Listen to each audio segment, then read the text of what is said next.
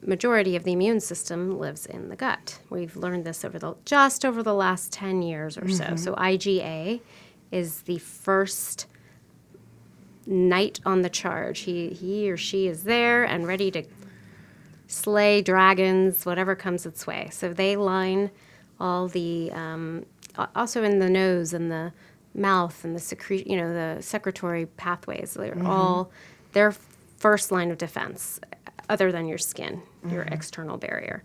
So when the minute you take something in, your body is saying, is this me or is this something else? Is this foreign? And if it senses that it's foreign, it will attack it and destroy it. That's its job. Right. And hopefully most of that comes out of in the stool. But if you've had inflammatory insults or problems, throughout you've had so many hits, we call it, like the 2 or 3 hit theory. You have a genetic predisposition, or so people in your family have had similar issues, or you've had extreme stress or trauma, or you've really not eaten well, and you have all these, the perfect storm comes together. Your gut lining actually separates into, at the gap junctions. So I wish I could draw you a picture. But anyway, this protective barrier that keeps your gut intact, and the outsider's outside and the inside gets damaged. And so particles from the gut can get into the bloodstream. This is what we call leaky gut. And it sets off inflammatory cascades throughout your body, because they should not be in your bloodstream at all.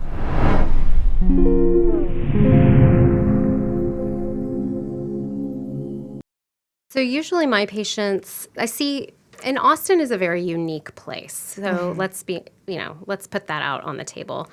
The health and wellness industry here is vibrant. People are outdoors, they're canoeing, they're hiking, they're with their dogs, rock climbing, doing all yoga on every corner. Right. So we're really lucky. It's a young population for the most part, young. But there are also huge disparities. If you go into the poorer parts of town, there's rampant alcoholism and drug use and diabetes and all the cardiovascular illnesses that are out there. So it's a wide spectrum. But what usually brings people to my door is, A, they're uninsured, and I do accept cash. So I'm only cash. I don't take insurance. Or B, which is a bigger population, they've been through the gamut of Western medicine. They're sick and tired of being sick and tired, and they want someone to go a little deeper and to look further down the rabbit hole of their health. Right. They want more time with a doctor. They don't want to be rushed through a clinic and in a sterile environment where they just aren't comfortable. And they want that connection. They want to be able to contact me, have direct access to me more frequently than would be in a bigger clinic. Right. Now, that being said, there are some docs who work in the really high volume clinics, and they are just phenomenal. They can get back to their patients, and you never know that you're only spending 15 minutes with them. And those are amazing doctors. But for the most part, doctors feel rushed and want to spend more time with their patients. That's a whole other conversation that I could get into, physician and healthcare wellness, and burnout is the term that we use. Oh, yeah. Yeah, so we could go there in another episode. Yeah, definitely. But, so I see lots of digestive issues, hormonal issues, thyroid dysfunction, things metabolic, pre-metabolic, so higher cholesterol, but you don't want to go on medication or statin, or you've had a bad reaction to a statin, or, it really ranges a lot. I see a lot of anxiety and depression, and also not really being okay with some medication, but wanting to go deeper, learn stress management tools. And I do medical acupuncture, so I use that as a tool. I also see a lot of chronic pain patients because of my medical acupuncture, and I use trigger point injections, which is another technique using needles. So It's diverse. Yeah. Yeah. Yeah. And then can you maybe just speak to, you mentioned that they are maybe a little disenchanted with what they've been getting in the mainstream. Right. Because I, for myself, feel, I don't want to take pharmaceutical drugs. And I do my best to avoid them as much as possible. And I don't take any that are like a daily medication. Yeah. So if I have I had an infected insect bite on my leg or something, and I went to the doctor and I did the, normal protocol. But in general, I have just a general feeling that I don't want to be taking those medications. Right. But what is the experience for people who, are in that system that cause them to want to look outside of it? I think people are just opening to the fact that there are alternatives. Many people, for so long, the doctor was a pedagogue, like this demigod, like someone you admired and looked up to in the community, and at what they said went. Like that's it. That's all you had. Or not. Like you could have been in an indigenous community in a rural area, and you have lots of folk medicine, and you're all natural. But the majority of Americans, I would say, were on the opposite side, where doctors, and the Western world, actually, doctors were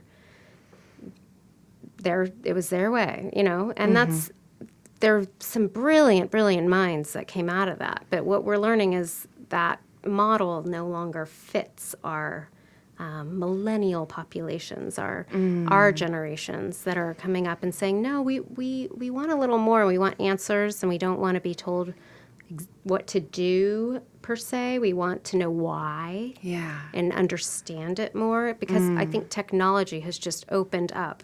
You can look up anything now. I mean, what's a neurotransmitter, and know which neurotransmitters you're mucking around with antidepressants. So, the general population didn't have that information 10 years ago. Let's say 15 years ago. I'm not quite sure when the internet was.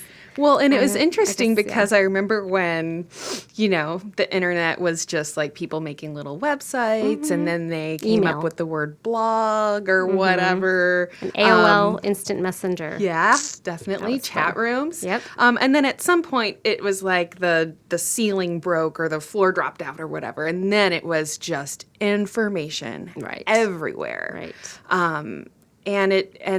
And it's become this huge, amazing resource filled with information.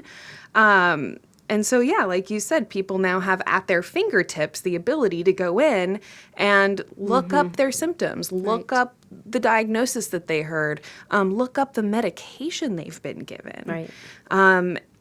So there's more information for people, but in that same wondrous, amazing amount of education that's now there, it's also kind of come with this amazing, wondrous amount of feeling overwhelmed, feeling confused. There can be conflicting information. Absolutely. And, and I'm right there too. I've definitely spent enough of my time researching things and why are these two things say completely opposite information, and that is very frustrating. So would you say that that's maybe another part of it too? Absolutely. You want to work with a practitioner so that you can have a sense of knowing which path to take. Right. Or that's where a skilled clinician who's had experience, who can look through the data and really discern what's good and what's not, is really important. So I often get people coming to my door with that. I'm just overwhelmed with all these recommendations and my online search and my this and that, and I really want to be healthy and vibrant, and I would say that's probably the majority of my patients, and they come with long lists of, can you check this vitamin, and some vitamins I'd never heard of, or never checked. Right. It's not something you normally check, but I think it's about empowerment, and patients are kind of taking that, or the general public are taking back their health and ownership of their health, and I think that's fantastic. The overwhelm does come in at some point, and it can become debilitating, actually. There's paralysis that can ensue. So somewhere in between. So someone I know alert signs to really all the really bad things that can happen. I know those signs in and out. That's easy, right? I've seen people dying. I've made very difficult diagnoses, things like that, and seen them through the process of treatment. The general public doesn't generally have that knowledge, right? So there are differences. And yes, we do, go deeper with our learning. We go to conferences. We have to stay up on top of current guidelines and research. And, so there's just, I really love empowerment of the general public, but I also, there is some caution there that, I think it's important to work with a practitioner who knows what they're doing. Yeah. And if they don't know one particular topic, that they're willing to learn and go off and do some research. Right. I often say, I don't know. I'm going to have to get back to you on that. And let's, 24 hours later, I have looked through and maybe talked with some colleagues who, because I'm always learning still. Right. There's 16, 20 years in there. I'm still learning every single day. And I learn the most from my patients. That's wonderful. Yep. They bring things that I've never heard of, and I'm like, okay, let me go down that rabbit hole for today, It's pretty awesome. It's very rewarding. Yeah. So you talked about the kind of the common things that people are coming in, and I'm hoping we can maybe just touch on some of those things a little bit. So digestive issues was the first thing that you mentioned. And I know as a health coach, I see a lot of people that are suffering with, IBS, or I was diagnosed with Crohn's or ulcerative colitis, et cetera. And so a big piece of it is looking at, reducing processed foods and how we can help repair the digestive tract a little bit. Right. Can you speak to that a little bit and maybe what you have seen that works really well for people? So I love IBS because I have had it for many of my adult life years. And when I'm really stressed out, it tends to act up. So I definitely know the gut-brain connection. Wow. I know it in and out because I've experienced it. I've lived it. So IBS is one of those syndromes that nobody really knows the cause of. There really aren't great allopathic treatments for. There are some medications, but I don't know. Sometimes they work, sometimes they don't. I love things like peppermint oil or stress reduction, obviously, but acupuncture can be extremely helpful for the gut. I mean, it really is inducing the parasympathetic nervous system, your rest and digest. It's upping that. So that you can digest better. Same with Ayurvedic practices. If you go and see an Ayurvedic medicine practitioner, they'll work first with the gut. This is what we need to integrate and bring in nutrients. And if you don't have a healthy gut, you really can't get everything you need. Right. So elimination of inflammatory foods, gluten is a big one, soy, dairy, peanuts, just various ones for every person. I usually take someone through an elimination diet to start, or we'll do some stool testing through outside labs and or food sensitivity testing, depending on symptoms. And then we, repair. So curcumin, turmeric is one of my favorites, and L-glutamine, which coats and soothes, fixes leaky gut, and aloe vera juice and ginger. I mean, there's so many amazing plants and supplements that I love to work with. Right. So it's a wide and diverse topic, but it's also near and dear to my heart. Yeah. IBS and Crohn's and ulcerative colitis I've had pretty good success with helping those with similar treatments. Yeah. They are just autoimmune inflammatory disorders that have just kind of gone berserk. Can you talk a little bit about how, because I think, for me with my background, I can kind of understand like how this like autoimmune response can come from the gut. But can you speak to that a little bit? Because I think for a lot of the people out there that are experiencing these issues, it's hard to understand like, wait, autoimmune issues with my gut, it feels very, it's not as, foreign. Well, just like that feels foreign to us, there are foreign particles that can get introduced into the gut. In fact, everything is pretty much foreign unless it's seen as self. And the body, the majority of the immune system lives in the gut. We've learned this over the last 10 years or so. So IgA is the first knight on the charge. He or she is there and ready to slay dragons, whatever comes its way. So they line all the, also in the nose and the mouth and the the secretory pathways. They're all their first line of defense, other than your skin, your external barrier. So when the minute you take something in, your body is saying, is this me or is this something else? Is this foreign? And if it senses that it's foreign, it will attack it and destroy it. That's its job. Right. And hopefully most of that comes out in the stool. But if you've had inflammatory insults or problems, throughout you've had so many hits, we call it, like the 2 or 3 hit theory. You have a genetic predisposition, or so people in your family have had similar issues, or you've extreme stress or trauma, or you've really not eaten well, and you have all these, the perfect storm comes together. Your gut lining actually separates into, at the gap junctions.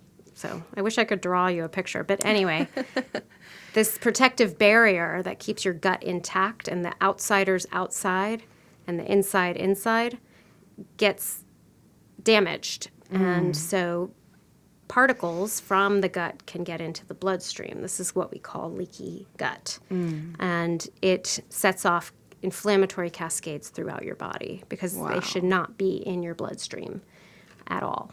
So this is where I start for the majority of people, even if it's just learning deep belly breathing to improve that parasympathetic rest and digest tone of the vagus nerve, which tracks all the way down. I'm sorry if I'm getting too technical. No, I love it. Okay. I love it. Thank you. But it's about balance and about finding. Everyone has to find their own tools to help. And I think it's so interesting that you would bring up, like almost the first thing you mentioned is, when I'm stressed. Oh, yeah. I definitely notice that these issues flare up. Yeah. And I think it's, again, one of those things where we've all experienced stress. We know it's unpleasant. We know what it's like to feel frustrated. We know what it's like to feel at your wit's end or whatever. But I don't think there's a clear understanding of like, okay, but what is that doing internally? Right. Like clearly the mental and emotional experience of stress is pretty unpleasant.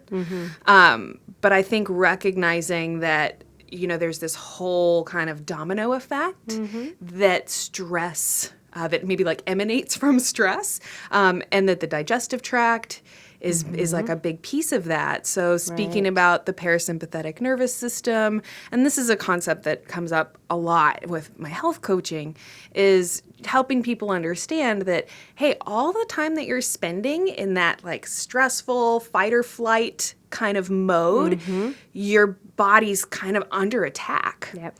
And so if you're always in that stressful state of mind, then all of these little things like your body healing and repairing, your body making new muscle tissue.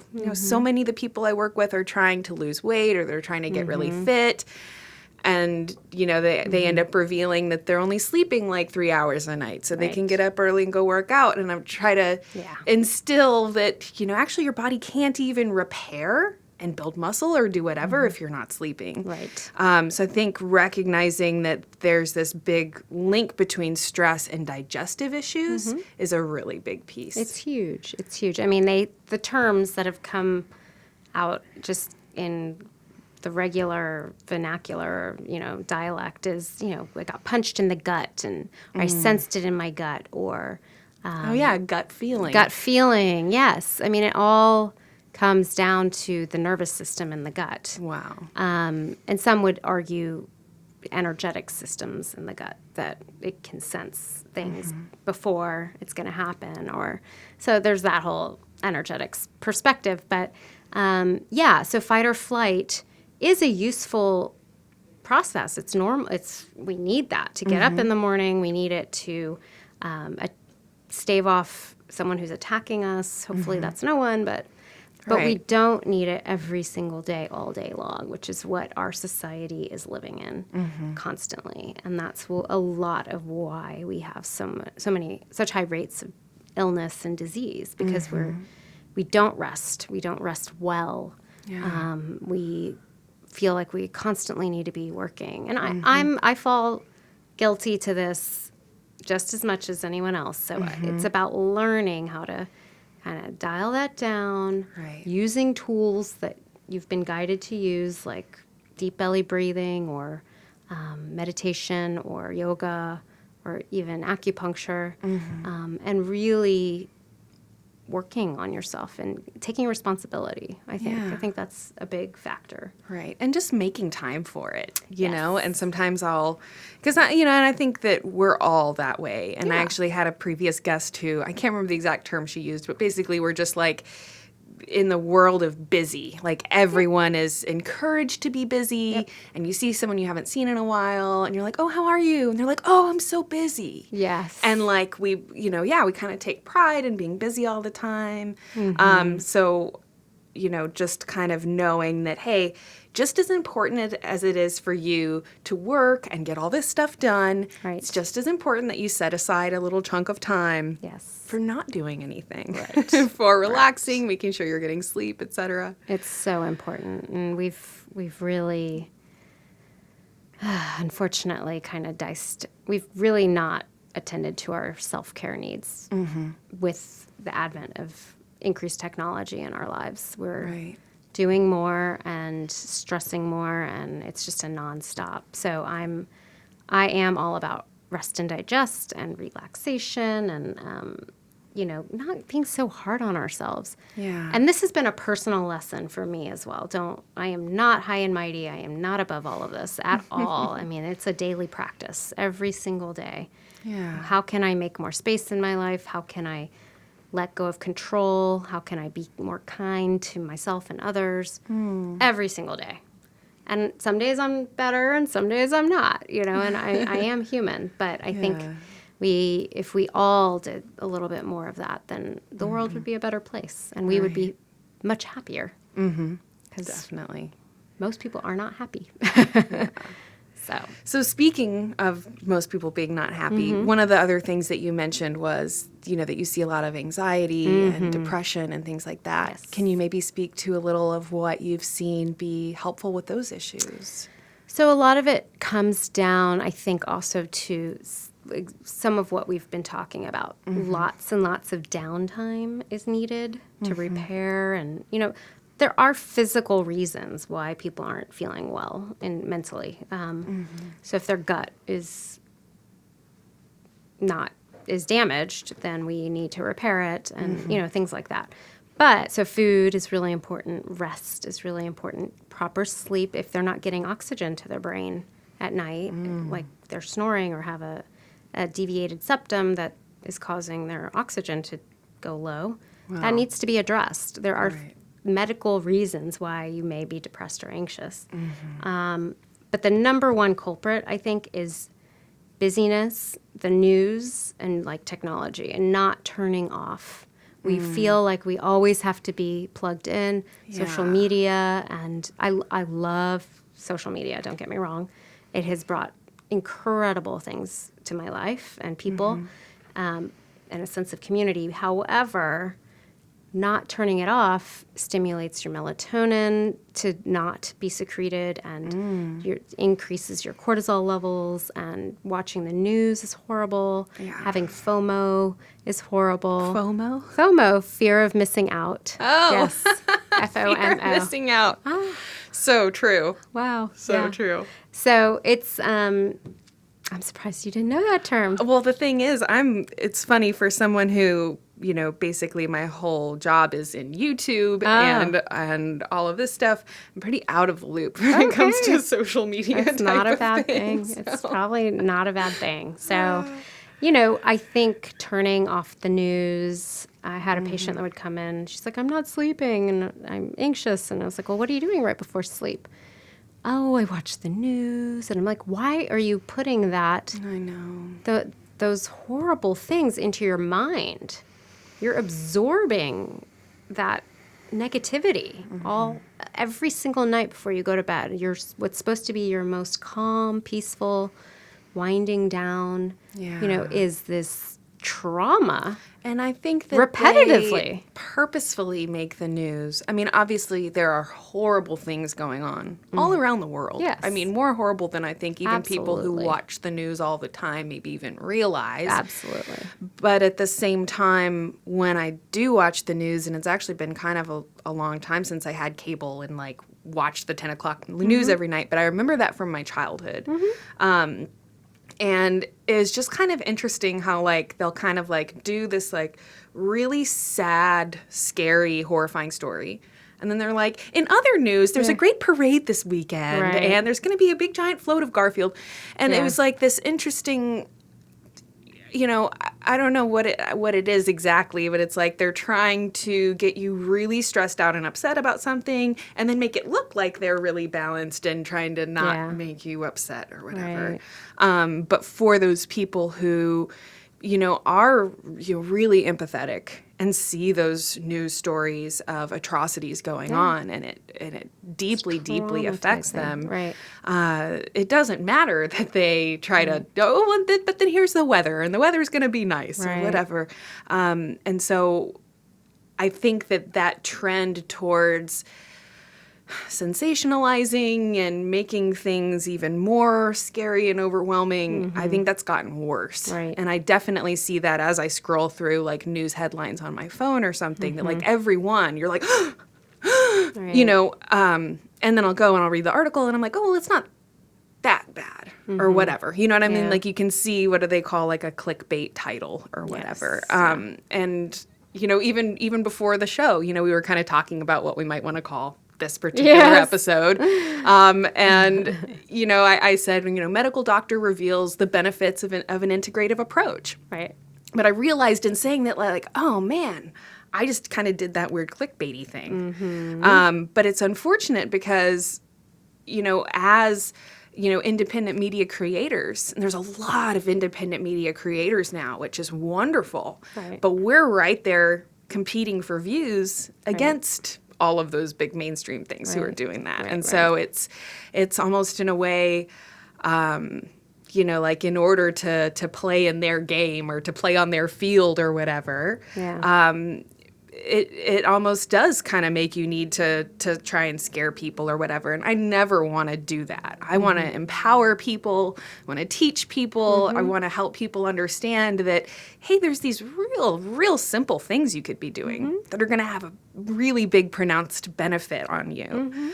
And it's just an interesting comment on our culture, I think, that, just to maybe get somebody to click on your video that could really help them, I'm having to, kind of join in on that game of, what is potentially going to elicit that little stress response. Right. And maybe we won't end up calling this episode that. Maybe we won't give it another name. But it just kind of made me realize that, we're just used to almost everything we see. Yep. Has that, whatever it is that's going to try to initiate your click.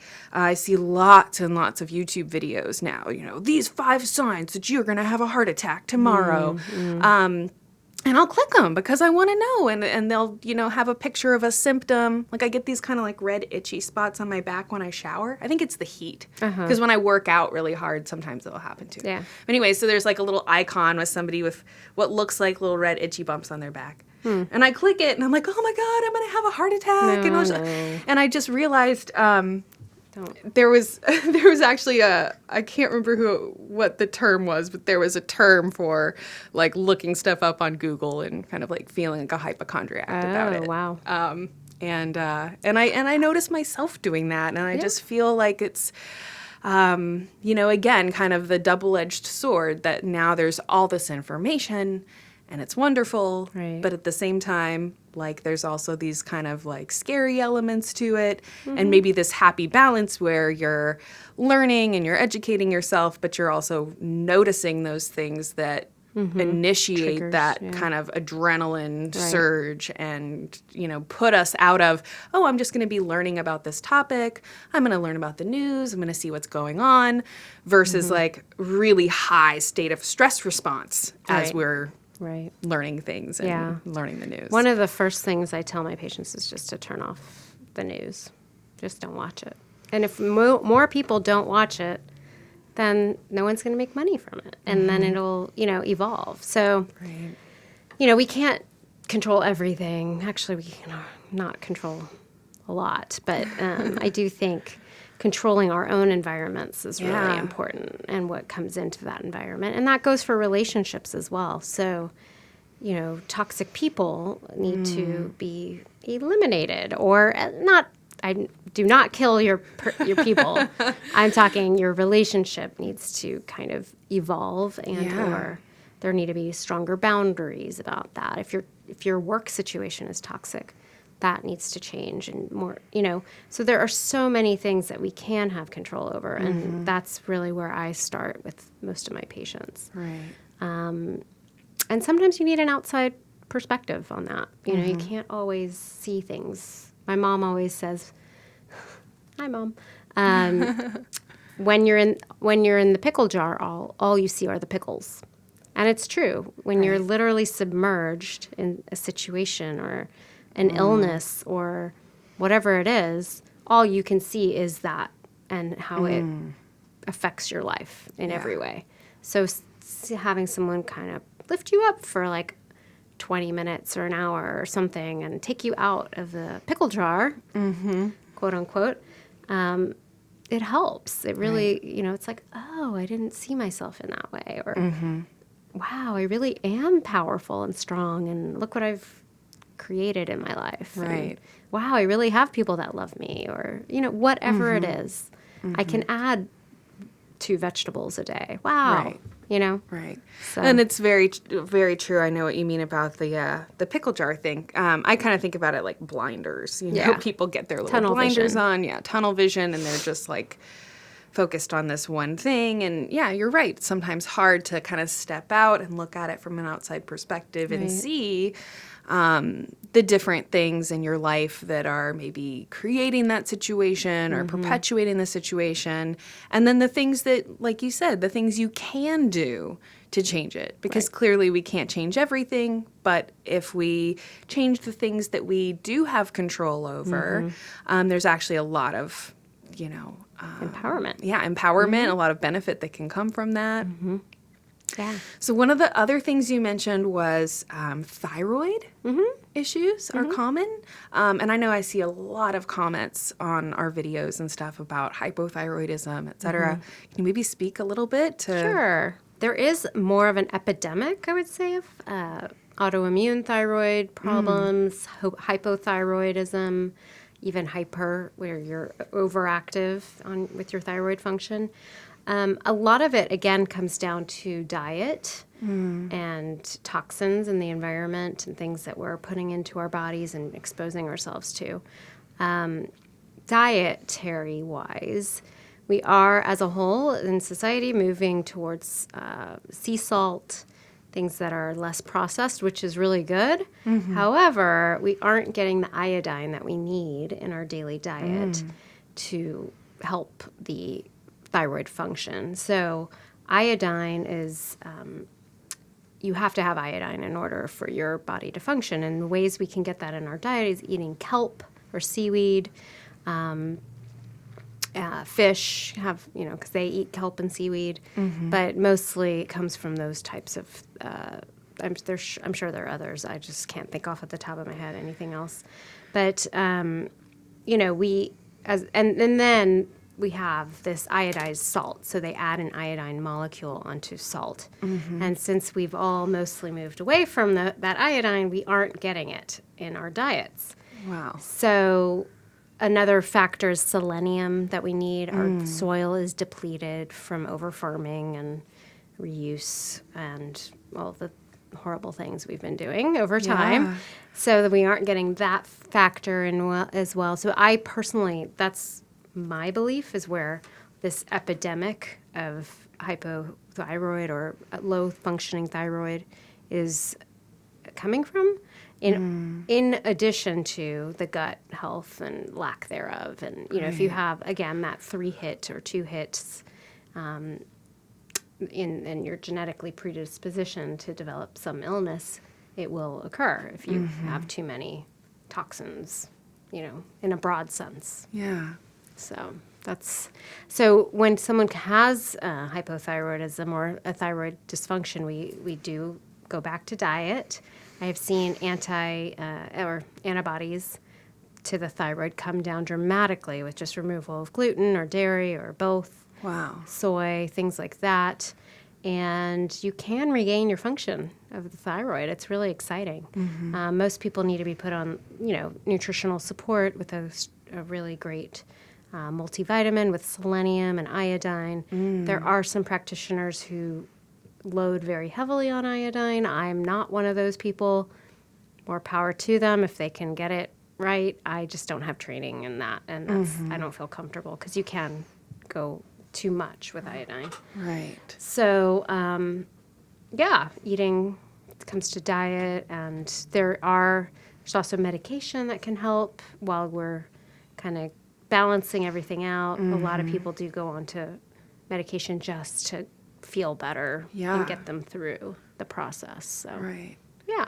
Well, and it's so interesting. I actually had, I had a family friend a couple years ago, and they removed her thyroid. And a couple years prior to that, my mom, her spleen was removed due to hemolytic anemia. Wow. But anyways, in this whole thing of like removing entire organs just feels very wrong to me. But I think maybe it's again interesting that we take this really invasive treatment that has become pretty common. Just 2 people that I know in my life personally. And then you start talking about helping the body recover, helping to restore thyroid function, and maybe it's as simple as just removing these aggravators from the diet, bringing in some nutritional things that need to come in. Right. To view the full video version of this interview, along with hundreds of other life-changing health and wellness videos, subscribe to WellnessPlus.tv. or simply become a Patreon supporter at patreon.com/Psychetruth. And remember that if you want to be alerted of our new YouTube videos, you've got to be subscribed and click that notification bell. You can listen to this full podcast interview for free right now on your favorite podcast apps, including Spotify, Apple Podcasts, and more. I've included all the links you need down in the description below.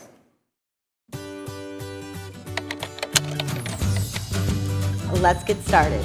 We are going to rock out with some of the most essential ab exercises that you need to have the abs that you've always dreamed of. Hi, I'm Hannah, and welcome to my 10-minute HIIT series. It's going to maximize your time, burn more calories, and give you more bang for your buck. This is how to massage for beginners. Now we'll be going over basic techniques, but most importantly, we're going to talk about some of the secret tricks and techniques that you can do that will make any massage move feel good. I've blended techniques to help you connect with students, and you can be a rock star teacher. You don't have to be flexible to do yoga. You just have to breathe and follow along with these poses.